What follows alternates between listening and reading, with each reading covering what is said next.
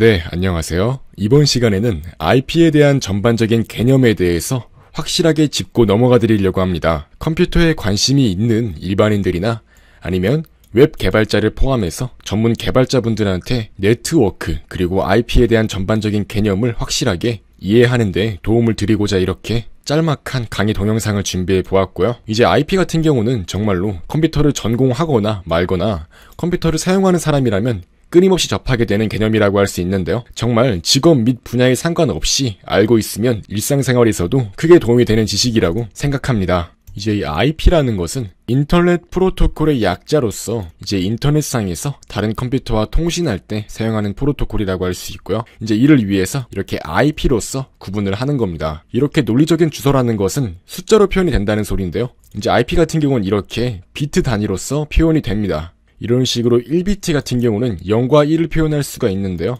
흔히 사용하는 IP는 32비트 체계를 사용하기 때문에 이렇게 1비트로 2개만큼 표현이 가능한데 총 32비트가 있으니까 2의 32제곱을 해서 약 40억 개 정도의 주소를 표현할 수가 있는 것입니다. 이제 이렇게 192.168.0.1과 같은 형태로 인터넷상에서 어떤 사람의 주소를 정할 때 이렇게 IP라는 것을 사용하는 거고요. 즉 바로 이렇게 우리가 인터넷으로 웹사이트에 들어가거나 아니면 어떤 걸 할 때마다 이런 식으로 다른 컴퓨터와 통신할 때 사용한다고 할 수 있어요. 말했듯이 이제 IP 주소 같은 경우는 통신을 위해서 사용하는 것인데요. 흔히 이렇게 웹사이트에 접속을 할 때도 우리가 도메인 주소를 입력해서 접속을 하잖아요. 뭐 네이버 같은 걸 입력해서 접속을 하면은 네이버라는 그러한 이름과 이제 우리가 브라우저와 연결이 된다고 생각할 수 있는데요. 실제로는 이제 이렇게 DNS 서버라는 걸 걸쳐서 이렇게 IP 주소를 받은 다음에 그 IP와 통신을 하는 거예요. 그러니까 이제 웹에 접속할 때도 이제 우리가 네이버를 입력할 때도 실제로 이제 내부적으로는 IP 주소를 이용해서 통신을 하는 것이라고 할 수가 있어요. 즉 이제 우리 컴퓨터는 우리가 모르는 사이에 이 DNS 서버라는 것과 통신을 함으로써 IP 주소를 얻어내는 거고요. 이 DNS 서버 같은 경우는 국가적으로 운영이 되고 있기 때문에 우리가 딱히 관여할 필요가 없는 부분입니다. 한번 확인해 보도록 할게요. 이제 nslookup이라는 명령어를 이용해서 우리가 실제로 네이버에 들어갈 때 어떤 IP 주소를 사용해서 들어가는지 확인해 보도록 할게요. 이렇게 CMD에 들어가신 다음에 CMD 창에서 이제 이렇게 nslookup이라고 입력한 다음에 네이버.com이라고 입력해 볼게요. 그럼 이제 이렇게 네이버.com에 IP 주소가 이렇게 나오는 것을 알 수가 있어요. 이제 이걸 그대로 복사한 다음에 한번 웹 브라우저에다가 넣어보도록 할게요. 그럼 이제 이렇게 주소창에다가 IP를 입력했을 뿐인데도 엔터를 눌렀을 때 이렇게 네이버에 들어가는 것을 알 수가 있어요. 즉 이제 이렇게 이 도메인 이름이라는 것은 어떠한 회사 같은 이름을 기억해가지고 이렇게 웹사이트에 들어가기 쉽도록 하기 위해서 만들어진 거고요. 이렇게 실제로는 내부적으로 어떠한 IP 주소와 통신을 하고 있다는 것을 알 수 있습니다. 이제 이렇게 흔히 사용하는 IP 주소 체계를 IPv4라고 하는데요. 이제 버전 4란 뜻이에요. 물론 이제 우리는 이것을 줄여서 그냥 IP라고 말을 하죠. 이제 IPv4의 가장 큰 단점이라고 한다면 32비트만을 사용한다는 점이에요. 약 40억 개밖에 안 되는 컴퓨터의 주소만을 저장할 수 있기 때문에 이렇게 40억 개밖에 안 되는 것으로는 전 세계의 모든 컴퓨터를 다 구분할 수가 없죠. 그렇기 때문에 문제가 발생한다고 할 수 있어요. 최근에는 이제 한 명이 여러 개의 컴퓨터를 가지고 있는 경우가 많기 때문에 이러한 개수는 굉장히 적은 수치라고 할 수 있는 거죠. 이제 결과적으로 이렇게 공식적인 IP 주소, 즉 공인 IP는 오직 약 40억 개 정도밖에 존재하지 않기 때문에 이러한 한계를 개선하기 위해서 IPv6라는 개념이 새롭게 등장하게 된 겁니다. 물론 아직까지는 이렇게 IPv4를 가장 많이 사용하고 있기 때문에 IPv6에 대한 자세한 내용은 다루지 않도록 하겠습니다. 이제 여기에서 IP를 조금 더 깊게 이해하기 위해서 IP의 4가지 종류인 공인 IP, 사설 IP, 고정 IP, 유동 IP에 대해서 한번 알아보도록 하겠습니다. 이제 공인 IP라는 것이 제일 중요한데요. 공인 IP는 세계에서 단 하나만 존재할 수 있는 IP 주소를 의미해요. 이제 공인 IP 같은 경우는 유동 IP가 될 수도 있고 고정 IP가 될 수도 있습니다. 그리고 이제 사설 IP 같은 경우는 공유기를 이용해서 만들 수 있는 가상의 IP 주소를 말합니다. 이제 이것 또한 마찬가지로 고정 IP가 될 수도 있고 유동 IP가 될 수도 있어요. 이제 고정 IP란 건 어떤 거냐면요. 해당 컴퓨터의 IP 주소를 고정적으로 사용한다는 의미예요. 즉 이제 IP 주소가 바뀌지 않고 계속해서 한 가지만 사용하겠다는 거고요. 이 유동 IP 같은 경우는 IP 번호가 수시로 변화한다는 거예요. 이제 이렇게 4가지 개념에 대해서 이해하고 있으시면은 앞으로의 설명들이 이해하기 쉬울 겁니다. 아무튼 앞서 말했듯이 IP 주소가 적다는 배경에서 이렇게 사설 IP라는 게 등장하게 되었어요. 이렇게 공인 IP만으로는 40억 개만으로는 부족하니까 이렇게 새롭게 공유기를 이용해서 가상의 IP 주소를 만들어주는 건데요. 이제 구체적으로 사설 IP라는 것은 공유기로 연결된 내부망에 적용되는 IP 주소라고 할 수가 있어요. 흔히 이제 우리가 공유기를 사용해서 하나의 네트워크를 여러 개의 컴퓨터로 연결하게 되면요. 이런 식으로 각 라우터, 즉 공유기 안에는 사설 IP가 각각 부여가 됩니다. 보시면 이제 이렇게 H1이라는 컴퓨터에는 10.0.1.2가 부여되었고요. 이렇게 H2 같은 경우는 10.0.1.3이 부여가 되었죠. 이렇게 각자 다른 사설 IP가 부여되어 있다고 하더라도 이렇게 컴퓨터가 라우터를 거쳐서 인터넷에 있는 다른 컴퓨터와 소통을 한다고 한다면, 통신을 하고자 한다면 항상 이렇게 해당 라우터가 가지고 있는 이 공인 IP를 거친다고 보시면 됩니다. 다른 말로 하면 이제 외부에서 사설 IP를 사용하는 컴퓨터에 접속할 때도 반드시 공인 IP를 거쳐야 한다는 소리예요. 만약에 이제 여기에서 H1과 H4가 통신을 한다고 한다면 10.0.1.2가 이 라우터 128.195.4.129를 거쳐서 인터넷에 간 다음에 아주 수많은 라우터들과 다른 내부망들을 거쳐서 이렇게 R2, 즉 128.143.72.21에 도달한 다음에 그 다음 이제 이 H4에 해당하는 10.0.1.3에 도달하게 된다는 소리예요. 즉 이렇게 하나의 연결을 할 때도 수없이 많은 라우터, 각각의 IP 주소를 가지고 있는 이런 라우터들을 거쳐야 한다는 소리죠. 이제 쉽게 말하자면 결과적으로 한 번의 사설 IP에 접근할 수 있는 방법은 없습니다.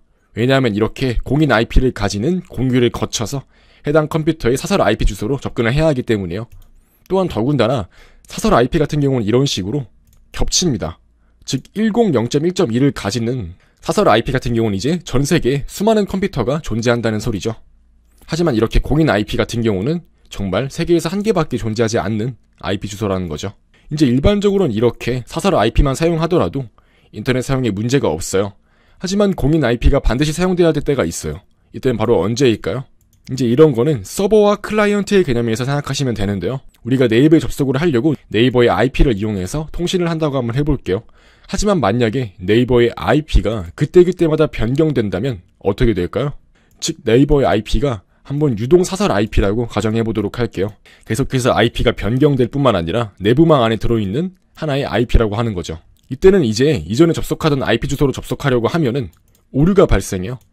이제 만약에 우리가 항상 이런 식으로 네이버에 들어갈 때 이렇게 IP 주소를 입력해가지고 들어간다고 해볼게요. 이때는 이제 우리가 항상 이렇게 고정된 IP 주소, 즉 한 가지 IP 주소만 입력하는데요. 만약에 네이버의 IP 주소가 유동 IP라서 IP 주소가 이렇게 매일 바뀐다고 한번 가정해볼게요. 이제 여기에서 이렇게 마지막에 이렇게 142로 바뀐다고 이런 식으로 한번 가정을 해볼게요. 이제 이렇게 바뀌었다고 했을 때는 우리가 그대로 141에 들어간다고 한다면 해당 IP 주소는 네이버의 서버 주소가 아니겠죠. 그렇기 때문에 이제 네이버의 서버에 우리가 클라이언트로서 접속할 수가 없게 되는 겁니다. 즉 이렇게 서버 같은 경우는 유동 IP 주소를 사용했을 때 문제가 발생할 수 있다는 소리죠. 다른 사람들이 이제 해당 공통된 서버에 접속을 해야 되는데 접속을 못하기 때문이죠. 이처럼 이제 서버 역할을 하는 컴퓨터 같은 경우는 반드시 고유한 주소가 필요한 거예요. 즉 공인 IP와 같은 그러한 고유한 주소가 반드시 필요하다는 소리죠. 그렇다면 이제 유동 IP 같은 경우는 서버 구축이 완전히 불가능할까요? 특정한 상황에 대해서 해결 방법이 있는데요. 바로 이렇게 DDNS라는 게 있어요. 다이내믹 DNS라는 건데 이제 이거 같은 경우는 바로 이런 상황에서 적용이 가능합니다. 어떤 상황이냐면 사용자가 도메인 주소로 해당 서버에 접근할 때 이때 안에서 해결이 가능합니다. 이제 이거 같은 경우는 우리가 아까 전에 말했듯이 이렇게 주소창에다가 네이버를 입력해서 접속을 한다고 가정을 했을 때 이제 우리 컴퓨터가 우리도 모르는 사이에 DNS 서버에 요청을 해서 DNS 서버에서 이 네이버에 해당하는 IP 주소를 얻어온 다음에 실제로 그 IP 주소에 접근한다고 했어요. 이 DNS 서버 자체가 실시간으로 해당 네이버 서버의 IP 주소를 가지고 있는다면 어떻게 될까요? 이제 그때는 문제가 없겠죠. 즉 이제 이 DNS가 실시간으로 아무리 IP가 바뀌더라도 해당 바뀐 IP 주소를 가지고 있는다면 이제 이렇게 우리처럼 네이버 주소를 그대로 입력해서 들어가는 사람들한테는 아무런 문제가 없겠죠. 왜냐하면 이렇게 들어가려고 할 때는 DNS 서버에서 이미 그 바뀐 유동 IP를 저장하고 있기 때문에 알아서 우리한테 그 바뀐 IP 주소로서 반환해 줄 거기 때문이에요. 즉 바로 이렇게 다이내믹 DNS라는 걸 이용하게 되면은 유동 IP인 경우에도 서버 구축이 가능하다고 할 수 있는 거예요. 이제 이거 같은 경우는 개발자들한테는 굉장히 중요한 상식이 될 수 있는데요. 아무튼 이렇게 DDNS라는 것은 해당 서버가 특정 주기로 이제 DNS 서버한테 내가 이제 어떤 IP로 주소를 바꿨으니까 내 사이트에 들어오는 클라이언트들한테는 이제 새롭게 바뀐 IP 주소를 알려주도록 해. 이렇게 DNS 서버한테 어떠한 요청을 보내는 거죠. 이제 이런 식으로 공인 IP가 아니더라도 유동 IP로서 해결할 수 있는 방법은 존재하긴 합니다. 하지만 이제 웬만해서 서버를 구축할 때는 공인 IP 주소를 사용하는 게 가장 일반적입니다. 네, 이렇게 한번 간단하게 DDNS까지 그 개념을 알아봤는데요. 이제 이렇게 DDNS를 조금 더 자세하게 설명을 하자면은 203.0.123.6이라는 IP를 가지는 서버가 이렇게 다른 IP 주소로 변경되었다고 한번 가정을 해볼게요. 이때 DDNS 서버한테 현재 바뀐 IP 주소를 알려주는 거예요. 그럼 이제 그 이후에 클라이언트들은 이제 해당 도메인 주소를 접속하려고 시도를 했을 때 그 DDNS 서버라는 것이 현재 바뀐 IP 주소를 알려주기 때문에 이렇게 올바르게 바뀐 IP 주소로서 잘 접속이 가능한 거예요. 즉 이제 이렇게 서버가 IP를 바꿀 때마다 DDNS 서버한테 현재 내가 어떤 IP 주소로 바꾸었는지 라고 계속해서 알려준다면 이제 사용자 입장에서는 IP 주소가 바뀌었는지도 모르고 잘 접속해서 서비스를 이용하기 때문에 이렇게 유동 IP라고 하더라도 서버를 잘 운영할 수 있는 것입니다. 하지만 웬만해선 아까 말했듯이 서버 같은 경우는 고정 IP를 신청해서 사용하는 경우가 많습니다. 다시 말하자면 사실 이렇게 서버의 측면에선 정말 이 IP의 분류가 굉장히 중요하다고 할 수 있는 거죠. 그러니까 사실 더 이렇게 서버 개발자 같은 경우는 더욱더 이러한 IP 주소에 대한 개념을 확실하게 알고 있어야 된다는 소리죠. 이제 IP 주소를 조금 더 잘 이해하기 위해서는 실제로 이제 우리가 인터넷에 설치하는 방법에 대해서 알아보아야 합니다. 이제 ISP라는 게 있는데요.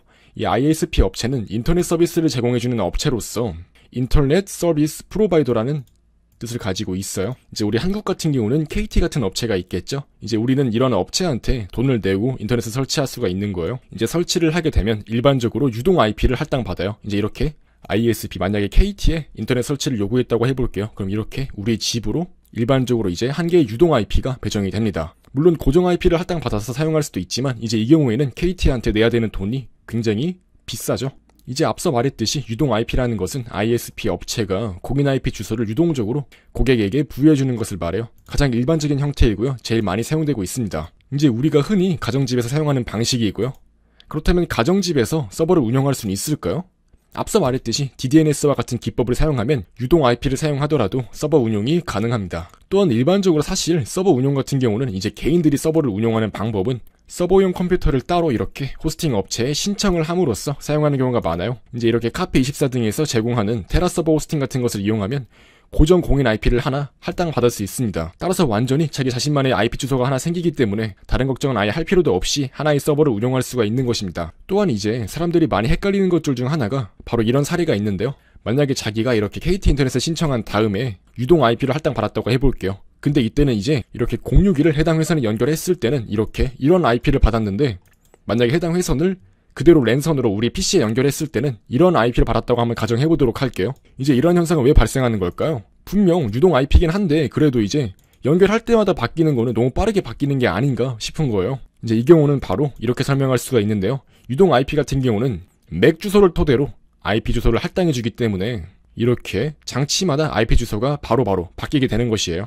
이제 맥 주소라는 것은 모든 컴퓨터 장치마다 고유의 주소를 가지고 있는 것으로서 각 컴퓨터마다 가지고 있다는 특성 때문에 물리적 주소라고 칭하기도 합니다. 이때 당연히 이 공유기와 PC는 서로 가지고 있는 랜 카드가 네트워크 관련 장치가 당연히 다르기 때문에 서로 다른 컴퓨터로서 이렇게 다른 맥 주소를 가지고 있기 때문에 KT 인터넷 서비스에서 이렇게 순식간에 다른 유동 IP로서 새롭게 할당해 준 것입니다. 이제 이러한 현상 같은 경우는 고정 IP를 사용할 때는 또 발생하지 않겠죠.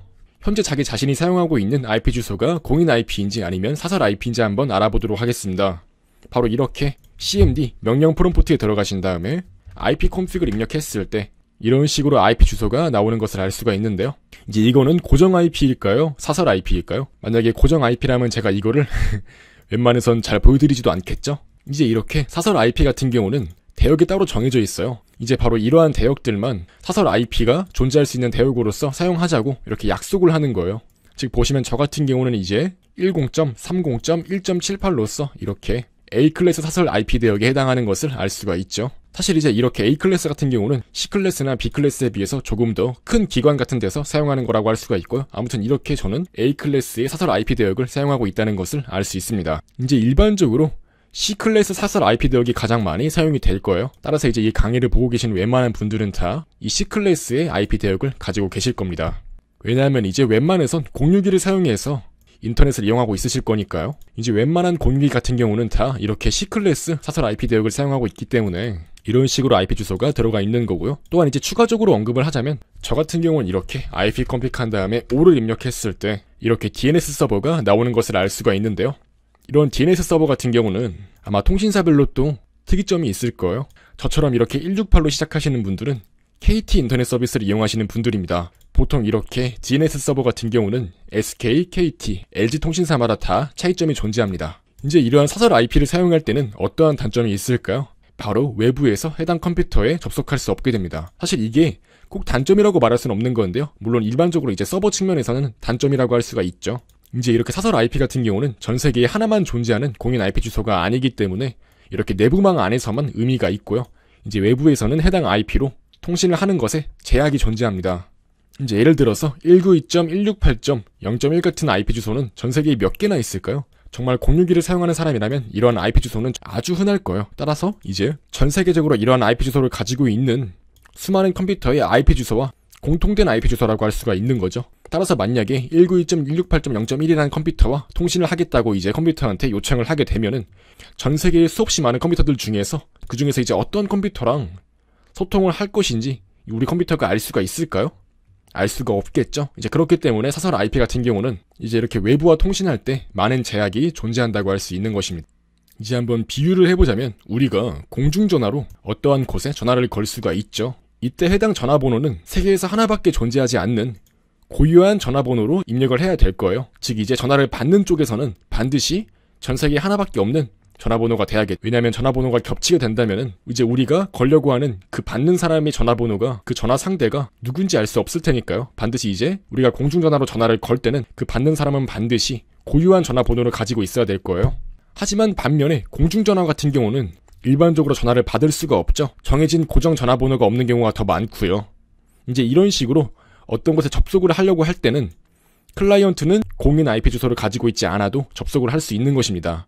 이제 반면에 어떤 곳으로부터 접속을 받는 서버, 즉 네이버 같은 서버들은 반드시 공인 IP 주소를 가지고 있어야 하는 것이고요. 마치 이렇게 전화를 걸고 받는 것에 비유할 수가 있는 거죠. 이제 이런 식으로 우리가 사설 IP 주소를 사용하고 있다고 하더라도 네이버에 들어갈 수 없는 건 아닌 거죠. 왜냐면 이제 이렇게 전화를 거는 건 가능하기 때문이죠.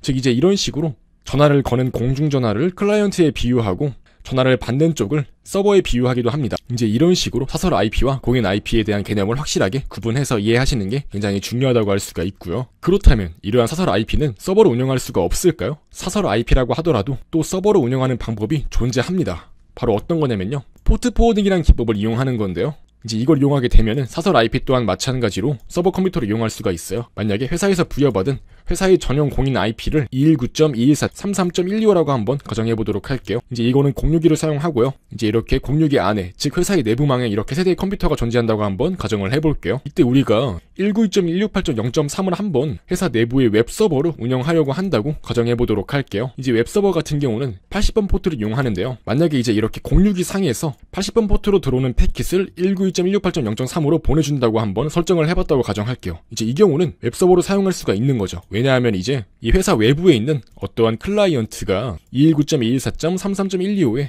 이제 접속을 해서 웹브라우저에 이제 이걸 입력해가지고 들어간다고 해볼게요. 이제 기본적으로 웹사이트에 들어갈 때는 80번 포트를 이용하기 때문에 이렇게 이 062까지 온 다음에 이제 062는 80번 포트로 들어오는 패킷들을 전부 다 이쪽으로 보내주기 때문에 성공적으로 이제 이 컴퓨터가 웹서버로서 작동을 할 수 있는 것이에요. 즉 이제 062 상에서 포트를 어떠한 컴퓨터에 매칭시켜 줌으로써 사설 IP라고 하더라도 서버를 운영할 수가 있는 것입니다. 물론 이제 이렇게 기본적인 공인 IP 주소 한 개쯤은 반드시 필요하겠죠. 이제 이건 당연히 기본적인 거고요.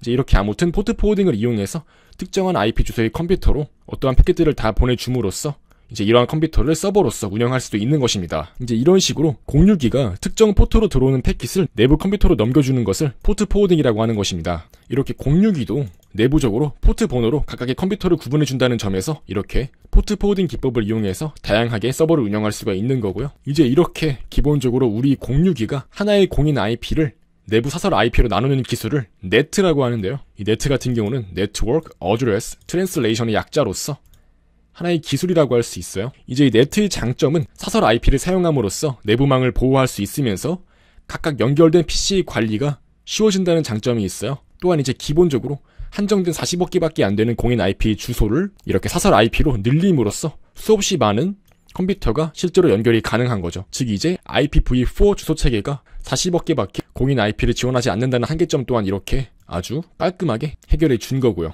즉 이렇게 사설 IP로 나눔으로써 여러 개의 컴퓨터가 각각의 주소를 가질 수 있도록 하는 게 바로 이 네트란 기술이고요. 또한 이제 추가적으로 이렇게 사설 IP를 사용함으로써 공유기 외부와 공유기 내부로 나눠지기 때문에 이렇게 내부망을 보호하는 역할 또한 수행할 수 있는 것입니다. 그냥 쉽게 말해서 이렇게 192.168.0.2와 같은 사설 IP를 할당해주고 이제 이것들을 포트 포워딩 등의 기법을 이용해서 관리하는 기술의 총칭이라고 할 수가 있어요.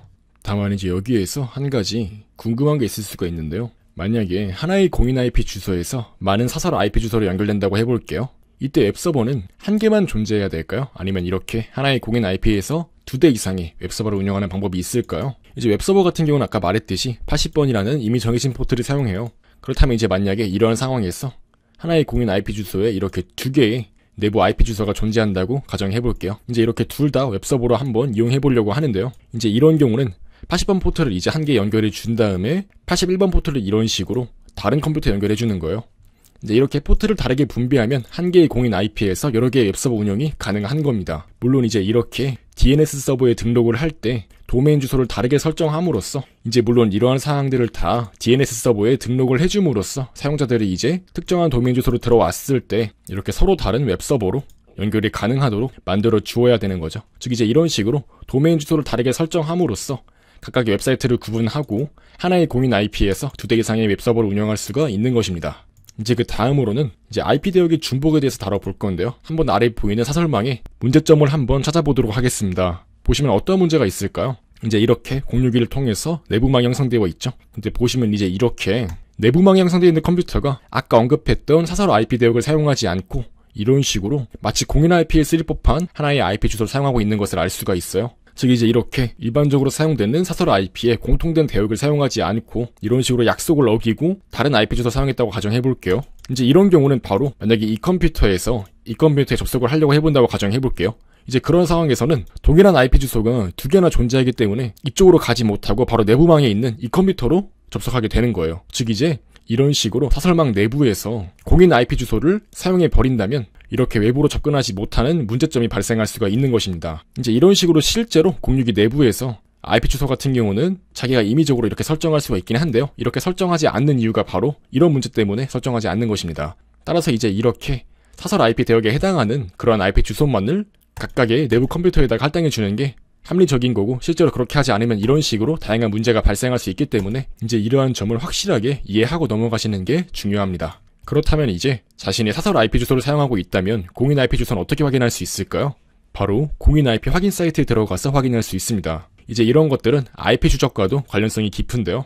이제 이런 식으로 네이버에다가 IP 주소라고 검색을 해보시면은 이렇게 현재 자신이 쓰고 있는 공인 IP 주소가 나오는 것을 알 수가 있어요. 이제 이런 IP 주소를 알고 있다면 어떠한 일이 가능할까요? 바로 IP 추적 같은 것도 가능한 건데요. 이제 한번 이거를 그대로 복사해서 이렇게 다음에 웹사이트에 들어간 다음에 한번 IP 위치 정보를 확인해 보도록 하겠습니다. 이렇게 IP를 입력해가지고 조회를 해보시게 되면은 이제 이런 식으로 해당 IP를 사용하는 그 장치가 존재하는 그 컴퓨터가 존재하는 위치를 알려주는데요. 이제 이렇게 보시면은 바로 KT가 나오는 것을 알 수가 있어요. 왜 이렇게 KT가 나올까요? 저는 이제 실제로는 저희 학교에서 기숙사에서 컴퓨터를 쓰고 있음에도 불구하고 이렇게 왜 서울에 있는 KT 업체가 나오는지 참 궁금합니다. 이제 이거는 사실 왜 그러냐면요. 제가 사설 IP를 사용하고 있기 때문이에요. 제가 쓰고 있는 IP가 이제 KT에서 부여해주는 하나의 사설 IP이기 때문에 이렇게 네이버 서버 측면에서는 이런 식으로 제 공인 IP 주소인, 즉 KT에서 할당해준 공인 IP 주소인 211.54.245.180이 이렇게 그 위치로서 나오는 거고요. 이제 실제로 제가 위치하는 공간은 아니라는 거죠. 왜냐하면 제가 쓰고 있는 건 사설 IP 주소이기 때문인 거죠. 이제 물론 과거에는 실제로 공인 IP 주소가 별로 사용되고 있지 않았을 때는 실제로 해당 컴퓨터의 위치가 출력되기도 했지만 현재는 ISP 업체별로 따로 관리하는 방법이 다르기 때문에 이렇게 IP 주소만으로 개인이 특정한 사람을 찾아내는 것은 거의 불가능에 가깝습니다. 물론 법적인 문제로 수사권이 있는 경찰 같은 경우는 이런 ISP 업체를 통해서 어떠한 사용자가 어떠한 IP 주소를 가지고 있는지 그런 구체적인 정보 같은 것들을 알아낼 수 있을 것입니다. 즉 이제 이렇게 정리하자면 공인 IP 주소를 가진다면 추적이 간단하고요. 사설 IP라고 하더라도 수사권이 있는 경찰은 이제 업체한테 정보를 요청함으로써 추적할 수가 있고요. 따라서 이제 이렇게 어떤 IP 주소를 사용하든 간에 인터넷 안에서 IP 주소가 자기 자신을 나타내는 하나의 고유한 주소가 되기 때문에 이렇게 인터넷상에서 나쁜 짓을 하지 않고 사는 게 굉장히 중요하다고 할 수 있겠죠. 네, 이렇게 간단하게 기본적인 이론들을 전부 다 다뤄봤는데요.